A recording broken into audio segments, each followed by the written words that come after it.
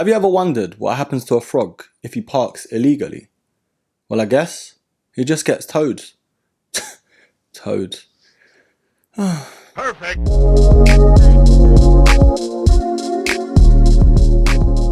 Hello there, broskies. Erkin back here with another Air Force One 2 review. And no, it's not any old Air Force One. It's one that doesn't crease.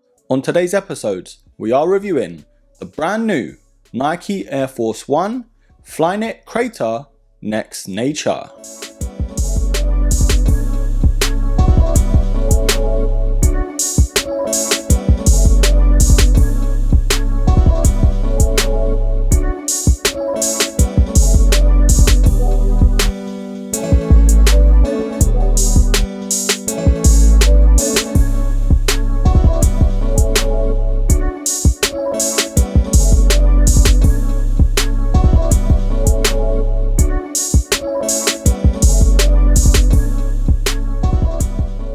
Right, first and foremost, I want to thank God, the Most High, Alhamdulillah. I can finally order right off the Nike website again.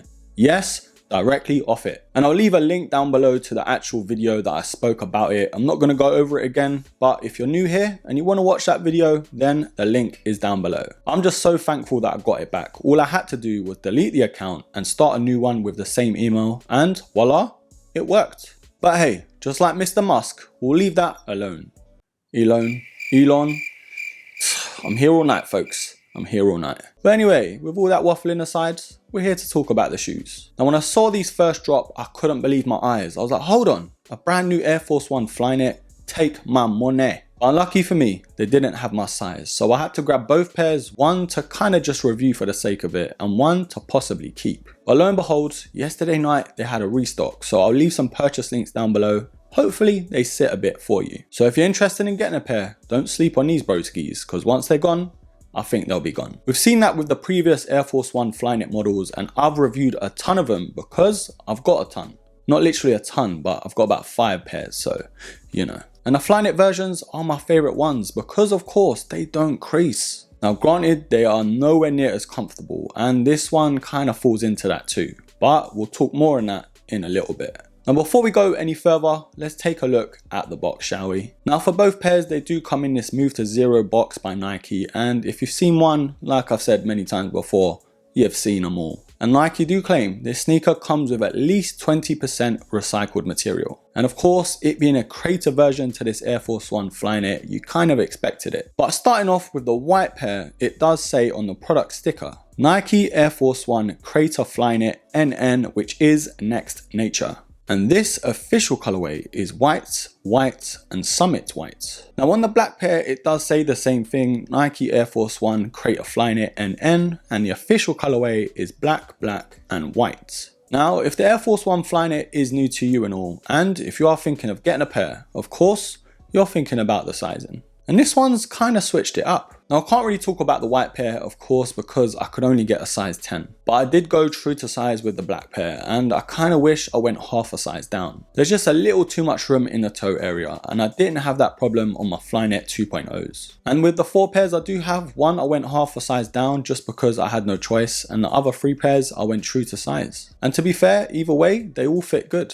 And remember, because of the Flyknit upper, it does sort of mold to your feet, so they can always stretch out too. But short story long, if I had to buy these again, I would go half a size down. Right broskies, next up is of course that part of the video where we take an up close and personal look. Now having 2 colorways and all, I will start with the white pair first. Now the Flyknit upper to this shoe is sort of a Marmite type thing. It's great because it doesn't crease of course, and it sort of molds to your foot too. But on the other hand, it might be a nightmare to keep clean. And with any Flyknit shoe, I always spray protect these. So I'll leave a link down below to the one I use. So if you're worried about that, that might just help you out. Now of course, this sneaker being dubbed Next Nature by Nike is pretty obvious where the name comes from. Although it's pretty hard to tell on the white pair, the sneaker's designs are actually inspired by animals. but we'll talk more on that when I talk about the black pair. Now the Flyknit upper has that classic feel to the Flyknit 2.0s and even the OGs as well. I feel like the first version to the Flyknit Crater, it just had that rough feel to it and a lot of people were turned off by it. And I'm going to put myself in that too. But on both sides we have that Nike swoosh in that TPU material that has sort of been cut off at the bottom. Now in the lacing, it has that synthetic leather to the eyelets. And then we've got that recycled look to the Air Force 1 rubber panel at the bottom. Now of course it does come with standard white laces, but the tongue does freshen it up here. It has that airy look and feel to it in this cotton mesh tongue. Now we've got the classic look and feel to the Nike Air Force 1 tab at the top. But moving on to this cotton sock liner, of course it's in all whites. But the insole is something you don't see every day. Now I'm not David Attenborough, so I don't know what this animal actually is. But for the sake of this video, we'll just call it a chameleon. The main colour of it though is green with red tints too. And it looks like it's about to eat the fly with the Nike swoosh as its tongue. Now I don't know about you, but this is a very nice touch. But speeding things up a little bit, we've got that pull tab just at the top. And at the back on that Flyknit material, we've got that old school Nike Air brand in there. And we've got that scaly panel just below that. Again hinting it's inspired by animals. Now the midsole here is so much better than the previous Crater Flyknit version. That silhouette just had too much going on in terms of that Nike grind material. Here though, we've got that speckled look to it in this sort of grey tinted look. Now the outsole here is pretty much the same apart from where the toe is and the heel. Where the stars are, of course, we've got that Nike grind recycled look. And it kind of does protect the shoe because I don't know about you, when I've had a white Air Force 1 or one with a white midsole, it does get dirty towards the toe and at the back. Especially for people who drive, I know you know what I'm talking about. Right,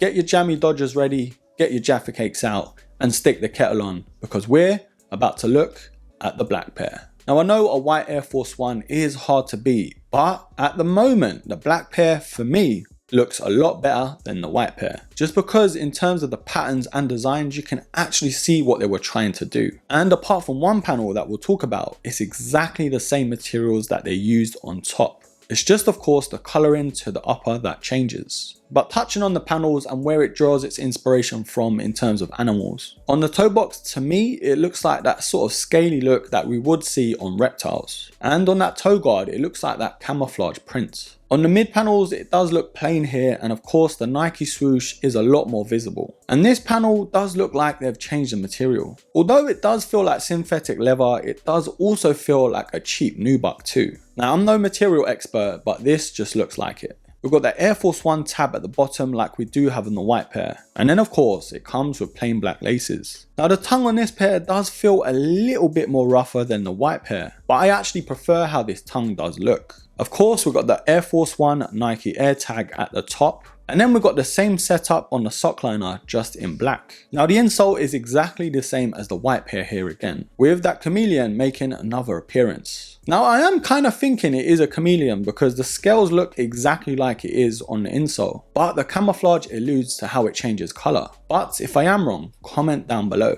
Now we've got that pull tab at the heel counter again in black, but where that black Nike Air branding sits, of course, this panel is in white. But on the ankle collar here, we have that same camouflage print there. And then we've got the scaly look to the heel counter at the bottom. So to finish off, the mid and outsole is exactly the same as the white pair again. I kind of wish they changed it a little bit, even making the outsole black, but I guess it is what it is. It still works very well here though, so I can't complain too much. Right broskies, what are we thinking? What colorway is tickling your fancy? Comment down below. And if this silhouette is actually your cup of tea and all, I guess this part applies to you. We are deciding whether this silhouette is a buy or a buy. So when it comes to the Flyknit 2.0s, I am probably their biggest fan. I know it might not be for everyone, trying to keep them clean, and they might just like that look of the leather on the upper. And to be fair, I just really like how light they are, and of course the creasing as well, I don't have to worry about it.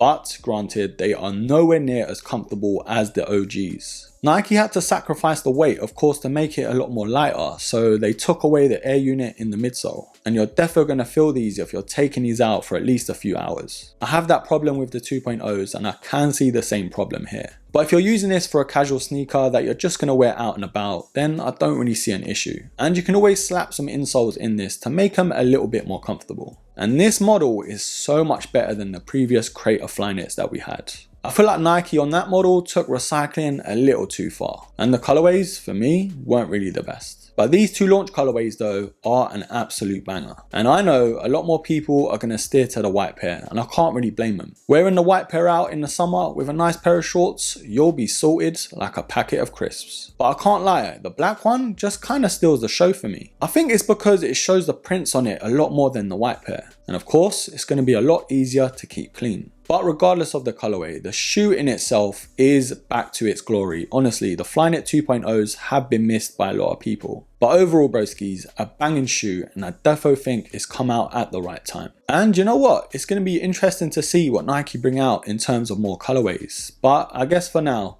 I'll settle for these. Overall, broskies, both of these colorways, and I mean that with my chest, both of these colorways, I'm going to give an absolute buy. But comment down below what you think about this silhouette. Is this one you're actually after? Or is this an absolute miss? Leave it all down below and I will pin the best comments. Anyways, thank you for watching, thank you for supporting, and don't forget to hit me up on IG as well because I'm most active over there. Don't forget to like, subscribe, comment and share. And of course, until the next episode, take care.